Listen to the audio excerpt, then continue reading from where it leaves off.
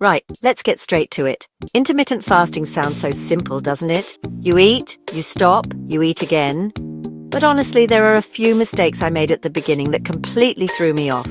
If you're just starting out, or even if you've been at it for a while, let me save you the trouble and share the intermittent fasting blunders I wish I knew sooner. First up, not drinking enough water. I know it sounds basic, but when you're fasting, hydration is everything. I used to think skipping breakfast meant skipping my morning water too. Big mistake.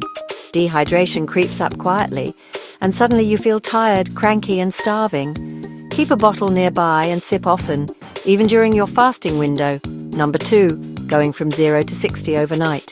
I jumped straight into a hardcore 18-hour fast on day 1, thinking more is better. Spoiler alert, my body wasn't having it. If you're new, start with a gentle 12 or 14-10 schedule, then slowly work your way up. Your body needs time to adjust. Trust me, slow and steady wins the race. Here's a biggie, obsessing over the clock. I used to stare at the time, counting down the seconds until I could eat. It made me miserable. Fasting isn't meant to be torture. The trick? Stay busy, get outside, read a book. Let your fasting window fit around your life, not the other way round.